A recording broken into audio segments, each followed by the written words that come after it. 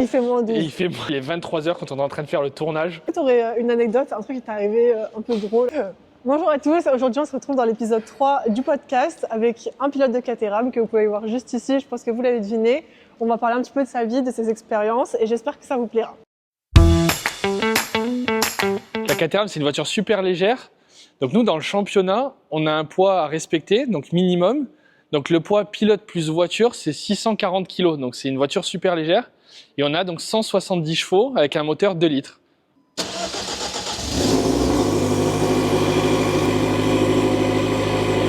Merci d'être venu. Premièrement, ce que je vais te demander, c'est de te présenter un peu, parler un petit peu de toi et après on passera aux questions suivantes. Bonjour à tous, merci de m'inviter sur ce troisième podcast. Moi je m'appelle Anthony Guibaudot, j'ai 24 ans, je suis né à Cannes et je suis passionné de sport automobile depuis tout petit et j'ai fait ma deuxième saison en Caterham avec cette voiture. Ok, oui, cette voiture que tu as depuis que tu as commencé la Caterham. Depuis 2 ans, ouais, c'est ça. Ok, parfait. Comment t'es venue la passion du sport auto? Est-ce que de base tu voulais devenir pilote de F1? Comment ça t'est venu tout ça?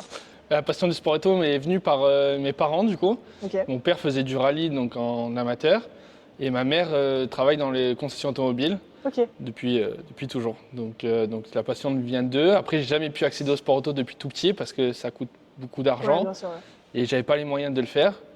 Donc voilà. Ok, oui, donc ta famille était quand même dans un milieu déjà. J'étais déjà dans ce milieu depuis tout petit. Mais tu vois, j'ai fait un autre sport avant qui était le VTT pendant 10 ans. Donc rien à voir, mais j'ai fait de 7 ans à 15 ans, un peu moins de 10 ans du VTT. Et tu as fait un peu de rallye du coup aussi ou pas? Et j'ai fait du rallye en copilote avec mon père pendant 3 années, de mes 16 ans, donc quand tu as le droit, parce qu'il faut avoir 16 ans pour copiloter. Et tu n'es pas obligé d'avoir le permis, tant que tu n'as pas 18 ans, tu peux copiloter de 16 à 18 sans permis, et à partir de 18, il faut le permis. Tu es obligé d'avoir le permis. Tu es obligé d'avoir le permis, ouais. Ok, oui, je pensais pas, à la contraire du sport. Du circuit, tu n'as pas besoin du permis. À 15 ans, ils peuvent rouler, même 14, je crois, maintenant. C'est ce que j'avais vu. Du coup, après, tu as commencé par le kart. Le kart, exactement, j'ai fait à partir de 18 ans. Du coup, je me suis lancé, j'ai fait SWS, je ne sais pas si tu connais. Oui, c'est un championnat loisir. C'est ça, en fait, c'est le plus grand championnat du monde de karting de loisirs. Et qui est organisé donc, par Sodicart. Donc tu as des courses de partout, tous les circuits qui sont affiliés, qui ont des cartes Sodi peuvent faire ces courses-là. Et donc du coup j'ai commencé là-dessus en 2019. Et j'ai fait de 2019 à 2022 plus de 70 courses. Et je me suis qualifié 3 fois à la finale mondiale, 2 fois en sprint et 1 fois en endurance. Et en fait il y a plus de 10 000 pilotes dans le monde entier. Et ils prennent les 80 meilleurs pilotes pour la finale mondiale. Donc, je me suis qualifié 2 fois, celle à Paris en 2022 et 2021 en Italie à Lonato. Et après j'ai fait Genk en Belgique en 2024 en endurance. Ça oui, je savais. Oui, du coup au niveau de ton parcours automobile, tu as fait un peu de rallye, un peu de kart. Un peu de kart. Et après en 2020 j'ai fait les sélections Feed Racing en Formule 4. Ah oui, avec Jacques Villeneuve. Ok, en F4. En F4, j'ai été en quart de finale. Et après, j'ai fait l'année d'après avec eux, j'ai fait les sélections en Euro NASCAR, ils l'ont fait qu'une année, donc avec les voitures de NASCAR européennes. Et là, j'ai été finaliste. Dans les 12 derniers, on était plus de 50 et j'étais dans les 12 derniers. C'était sur le circuit de Manicourt. Ok, parfait, oui. Tu as dû faire beaucoup de circuits maintenant, à l'heure d'aujourd'hui, surtout avec la Caterham. J'en ai fait pas mal. Ok, parfait. Et du coup, la monoplace... C'était une super expérience. Ouais, mais c'est pas un truc qui t'a attiré plus que ça J'étais trop vieux. Après, ça coûte... Aujourd'hui, si tu prends les pilotes, ils ont 15-16 ans quand ils rentrent en monoplace. Et ça coûte beaucoup trop cher pour faire une saison. Enfin, c'était impossible pour moi. C'est vrai que, par exemple, toi, la saison en Caterham, tu saurais me dire à peu près combien ça Aujourd'hui, en fait, ça dépend. En fait, tu as la première catégorie qui est la catégorie Académie, celle que j'ai fait donc moi l'année dernière. Mais il y a l'achat de la voiture. Donc une voiture aujourd'hui, ça vaut 60 000 €. Plus la saison, donc tu peux arriver entre 100 000 €, on va dire un peu moins de 100 000 €, mais avec l'achat de la voiture. C'est ça, oui. Donc du coup, si tu enlèves l'achat de la voiture, après tu peux la revendre ou tu peux donc la passer en kit d'évolution de l'année d'après. Oui, ce que tu as fait. Exactement ce que j'ai fait du coup. Ok, et ça t'a beaucoup aidé par rapport à l'année dernière? Ça a beaucoup aidé. En fait, la voiture change beaucoup, il y a beaucoup d'évolutions. Pour donner une ordre d'idée, j'ai fait la pole position en catégorie Académie à Nogaro, sur le circuit de Nogaro. Je fais la pole position cette année sur le circuit, donc encore de Nogaro. Et il y a 6 secondes 3 d'écart entre les 2 pole positions. C'est énorme. Donc ça change beaucoup. Du coup, vous roulez toutes les catégories en même temps? Non, il y a 4 catégories dans le championnat. Et on va dire que moi, c'est la 3e sur les 4. Et la seule fois où on a roulé en même temps, c'est qu'on a été mélangé sur le circuit du Castellet de Valencia avec le championnat portugais du coup. Oui, ok. Là, vous étiez vraiment beaucoup. Et on était beaucoup, on était 43 au Castellet, il y avait beaucoup de voitures. Ouais, c'est énorme, c'est énorme. Et du coup, pourquoi la Caterham? Comment ça t'est venu Parce que j'ai rencontré donc, la personne qui s'occupe de moi, donc du coup la structure Driving Concept. Oui. Et il fait tous ces jeunes, il les fait passer par la Caterham. Et aujourd'hui, c'est une super voiture école en fait. Et on n'a pas d'assistant, donc il n'y a pas d'ABS, il n'y a pas de ESP, il n'y a rien du tout. C'est vraiment le pilotage qui fait. Qui est pur. Oui, c'est vrai qu'on entendait beaucoup parler que. C'est un championnat monomarque, donc du coup on a tous les mêmes voitures. Donc, donc tout est plombé à la boîte à vitesse, le moteur. Contrairement au GT, où on a les Lamborghini, exactement. les Ferrari. Du coup, il y a ce qui s'appelle la BOP que souvent on entend parler pour faire l'équilibre entre les voitures, les balances de performance. Mais là-dessus, là, on est vraiment tous avec les mêmes voitures.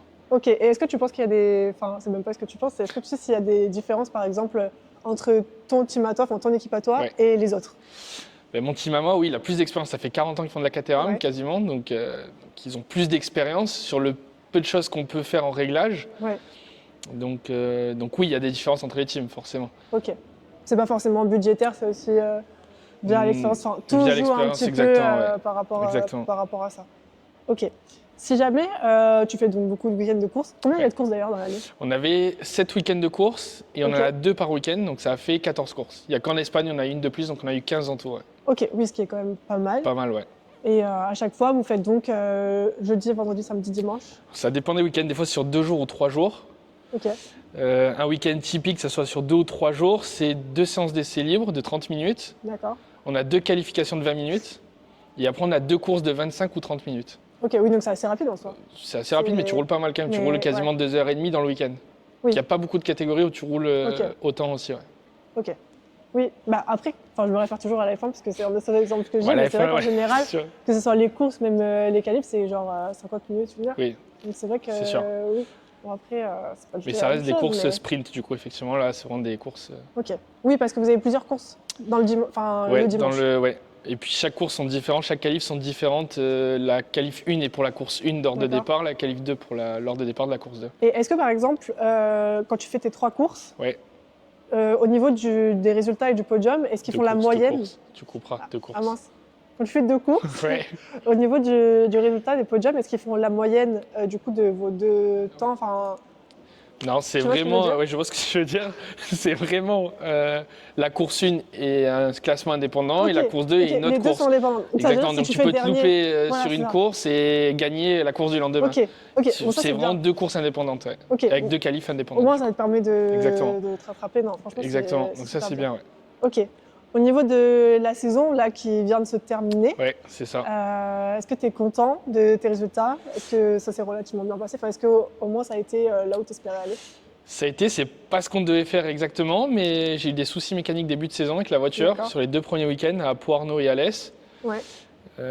Et du coup, ça n'a pas marché comme on voulait. Les premiers week-ends, je fais 5e, 4e et encore 2 fois 4e. Et à partir du Castellet, là, je refais des podiums. En Espagne, je gagne aussi en Espagne. Je fais mes premières victoires en Espagne au circuit de Valencia. Et là, je les gagne au général, même devant le championnat portugais du coup. Donc ça, c'était super. Il y avait beaucoup de monde. Et le championnat, il se joue sur la dernière course. Avec le 3e, en fait, on est arrivé avec 2 points d'écart. Donc pour la place de 2e. Et du coup, en fait, c'était celui devant l'autre qui faisait vice-champion. Donc je fais vice-champion, je gagne les 2 courses, donc je finis devant. Et avec le premier, on avait beaucoup d'écart de points. Ça s'est réduit jusqu'à la dernière course, mais il manquait, pour donner un ordre d'idée, le championnat, ça se finit à 370 points le premier. On finit à 8 points d'écart. Avec le premier, du coup. Et est-ce que tu penses que si jamais tu n'avais pas eu ce problème en début de saison et que déjà tu aurais été en premier, deuxième, tu aurais eu tous les points nécessaires pour gagner cette saison? Tu peux pas vraiment savoir comment ça se fait. Une fois que c'est fait, c'est fait, mais tu peux pas refaire l'histoire. Mais oui. Quand lui, il a gagné les premières courses, moi, j'ai fait 5e. Donc forcément, ça fait des gros écarts de points. Donc ça aurait pu jouer. Du coup, pour l'année prochaine, est-ce que tu comptes continuer la Caterham ou est-ce que tu changes de catégorie? Est-ce que tu as d'autres projets peut-être On va voir, je vais refaire la Caterham certainement une année. Du coup, normalement, c'est pas décidé, mais refaire avec cette voiture-là, du coup, le championnat, le même championnat. Et après la suite, je sais pas trop encore, on verra. Oui, tu verras. C'est sûr que, comme tout rêve, on va dire, faire les 24 heures du Mans un jour, ce serait l'objectif. Mais c'est vrai, c'est très bien. Même moi, pas pilote, j'aimerais bien faire les 24 heures du Mans. Trouver du budget à la fin. En parlant d'argent, justement, comment ça se passe quand on veut devenir pilote et qu'on n'a pas forcément les moyens nécessaires, on n'est pas issu d'une famille qui est assez aisée par rapport à ça. On parlait des coûts tout à l'heure, rien que 60 000 la voiture, c'est quand même énorme, tout le monde ne peut pas se le payer. Est-ce que toi, tu as réussi à trouver des sponsors? Est-ce que tu as travaillé à côté? Comment tu as réussi à financer la saison? Déjà, je bosse à côté du coup pour pouvoir manger la fin du mois et puis payer un appartement. Oui. Sinon, je suis à la rue. Mais effectivement, après, sinon, je trouve des sponsors du coup. Si j'ai pas des sponsors aujourd'hui, je ne roule pas. Ouais. J'ai un peu cette force aussi qui fait que j'ai pas le choix. C'est-à-dire qu'il y en a, bon, ils ont la chance de pouvoir quoi qu'il arrive. Moi, si aujourd'hui je ne bouge pas, je ne fais pas, il ne se passe rien. Donc là, tu vois, la dernière course, j'ai trouvé mon dernier sponsor le jeudi pour être le vendredi à la dernière course. Sinon, je n'étais pas au départ de la dernière. Ouais. Mais c'est bien, au moins ça voit qu'il y a des gens qui te soutiennent, qui croient en toi. Exactement. Tu vois aussi tous les efforts que tu as fait depuis le début. Mais non, ça reste des sommes énormes. Ouais. Quand on bosse, que tu as 15 SMIC ou quoi, il faut bosser 3-4 années pour arriver à faire une saison dans une voiture comme ça. Et on ne parle pas des coûts en Porsche ou d'autres catégories aussi où les coûts sont beaucoup plus élevés. Beaucoup plus élevés. Exactement. Ouais. Non, c'est sûr. Au moins, tu as réussi à trouver ça. Ouais. C'est une bonne chose. Au niveau de la vie sur circuit, c'est vrai que souvent en F1, on voit qu'ils dorment dans les hôtels, ils mangent super bien. La vie est belle, on va dire que la vie est vraiment belle. Est-ce que vous, c'est votre cas en Caterham? Alors moi, je suis pas pilote de F1, du coup, je dors pas dans des hôtels. Ça arrive, mais très rarement.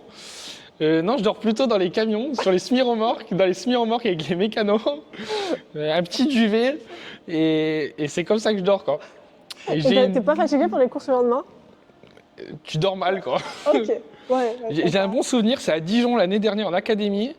On est en mois d'octobre, donc il fait 3 degrés, 0 la nuit. Et il pleut toute la nuit. Oh là là, et la semi, il prenait l'eau. Donc je me suis réveillé le matin, j'avais le matelas, j'étais je baignais dans l'eau, quoi. Oh là là, quelle horreur. D'ailleurs, quand il pleut, je te fais une aparté. Vas-y. Quand il pleut, vous mettez un non, toit, quand il pleut, tu prends la pluie, voilà, exactement. Ça doit être horrible pour conduire. T'es trempé. Oh là là là là. Mais après, un peu comme en monoplace et tout, de toute façon, c'est ouvert, quoi. Mais je pense que là, on l'apprend plus, là. Ouais. Je pense. Ouais, je sais pas. Mais non, t'es trempé, la vision est différente. Ouais, mais t'es trempé, quoi. C'est tout. Ah oui, non, c'est vrai que c'est pas. Au moins, c'est bien parce que ça vous soude avec les autres équipes, ton team et tout. Et du coup, la particularité aussi de la Caterham, je viens là-dessus, du coup. Oui. Donc, on n'a pas de pneus pluie en Caterham. Quand on roule, c'est avec les pneus. Donc là, je sais pas si on les voit à la caméra. C'est des pneus slick. C'est des pneus semi-slick qui est homologué route, mais je crois qu'ils sont plus depuis cette année. Et donc, du coup, quand il pleut ou quoi qu'il arrive, on roule avec ces pneus-là. Donc, quand il pleut, on n'a vraiment pas d'adhérence. Et donc, c'est encore plus au pilotage aussi. Justement, c'est bien parce que j'entendais beaucoup de personnes qui me disent que la Caterham, c'est vraiment la catégorie du sport automobile en général qui t'apprend vraiment le pilotage parce que c'est vrai que maintenant, il y a beaucoup de technologies, que ce soit pour les endurances ou quoi. Et tout à l'heure, je suis montée dedans et je peux vous dire que distinguer le frein de l'accélérateur de l'embrayage, c'est très compliqué. Donc, les pédales sont très proches. Mais c'est ça, oui, les pédales sont proches. T'as pas de palette, ce qu'on disait, tu fais tout à la main. On a encore le levier de vitesse, on doit faire le talon de pointe, sinon on a le blocage du pont arrière. C'est ça, oui. Et non, c'est vraiment une super voiture école. C'est une des meilleures voitures école pour apprendre à piloter, ouais, vraiment. Donc oui, non, c'est bien, ça te fera une bonne expérience. Exactement. Un peu plus tard.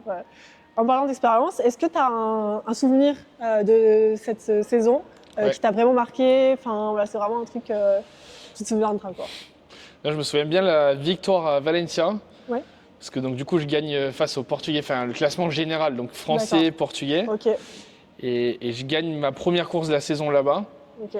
Et en plus, on avait donc là, c'était le seul week-end exception, on avait 3 courses du coup, parce qu'on était calqués sur leur championnat à eux. Okay. Et du coup, si tu gagnais la première course, ils faisaient un classement inversé. Ok. Donc comme en F2 ou F2, je sais plus, ils font F3, ouais, c'est sûr. Oui. Et donc je partais dans 10e, c'était les 10 premiers inversés. Okay. Donc du coup, je gagne la première, je pars 10e à la course 2 et je la regagne aussi. Et donc je repars course 3 encore premier, et par contre, je fais 2e. C'est bien. Mais c'était super. C'était un super week-end. Ah oui, surtout avec autant de monde sur la grille. Il y avait du monde. En plus, c'était avec le GT4 espagnol, donc il y avait beaucoup de spectateurs. Et c'était vraiment top. Il y avait le TCR Europe aussi, c'était la finale, donc c'était top. C'est lequel le circuit que tu as préféré cette année? Enfin, que tu préfères en général? Je dirais le Castellet, du coup, c'est le circuit à domicile, c'est le circuit chez moi. Très beau circuit. Hein. Très beau circuit. En plus, avec la Caterham, on a la chance de faire le 5 km 8, donc complet, oui, configuration Formule 1, vraiment entier, pas coupé ni rien. Ouais, exactement. Donc on a vraiment la chance de le faire entier. Et c'est un super circuit, c'est magnifique. Même si la Caterham, c'est pas une voiture, c'est plus à l'aise sur un petit circuit, plus sinueux et tout ça. Mais c'est super de rouler en 1500 mètres. Je remercie le karting de Cannes. On est ici, ils nous prêtent les lieux pour faire le tournage. Je viens de faire ma soirée de fin de saison, du coup, pour remercier tous mes partenaires toute l'année. Et là, du coup, il est 23h quand on est en train de faire le tournage. Il fait moins 12. Et il fait moins 12. Ça, c'est ce qu'on ne voit pas à travers la caméra. à travers la caméra. Donc, merci à Cannes Karting de nous laisser le lieu. Est-ce que tu aurais une anecdote, un truc qui t'est arrivé un peu drôle, un peu inattendu? J'en ai un, je te donnerai la vidéo, tu la mettras. Oui. C'était à Val-de-Vienne l'année dernière en académie, donc je suis deuxième et il y a le premier devant moi. Ouais. Et alors en Caterham, les ailes s'arrachent souvent, sauf que moi je la prends dans la visière. Elle arrive à passer l'arceau et je la prends, on voit le casque partir la tête comme ça. Et donc en fait, l'aile, elle retombe à côté de moi sur le siège. Donc je fais toute la course avec l'aile. Donc quand j'étais dans les virages droites, l'aile venait, j'arrivais plus à passer les vitesses du coup. Oui, parce qu'en plus tu peux pas l'acheter derrière. Mais je voulais la rejeter, mais sinon je la rejetais sur quelqu'un. Donc du coup j'ai fait toute la course avec l'aile à côté de moi. Et on est arrivé au podium, donc il gagne la course, moi je fais deuxième. Ouais. Et du coup on arrive au podium et puis je lui redonne l'aile du coup.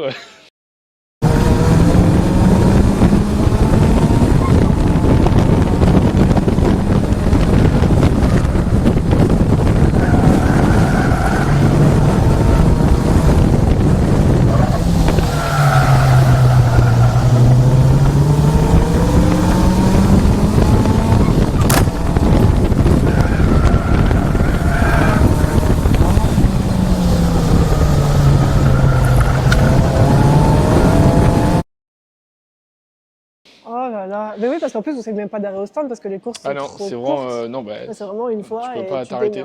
Non, exactement. Oh là là. Mais oui, bon, en plus, t'as pas... Enfin, je sais pas si vous vous rendez compte, mais il n'y a vraiment pas beaucoup d'espace. Il n'y a pas d'espace. Si on essaye, l'aile, elle rentre pas. Mais là, elle est rentrée. En tout cas, merci d'avoir répondu à toutes mes questions. Merci à toi. Ouais. Et puis, peut-être qu'on en refera d'autres. Avec plaisir. Quand tu rouleras en F1, j'espère. Merci à vous d'avoir regardé ce petit podcast. J'espère que vous en aurez appris davantage sur cette discipline. Et je vous dis à très bientôt pour le 4e épisode.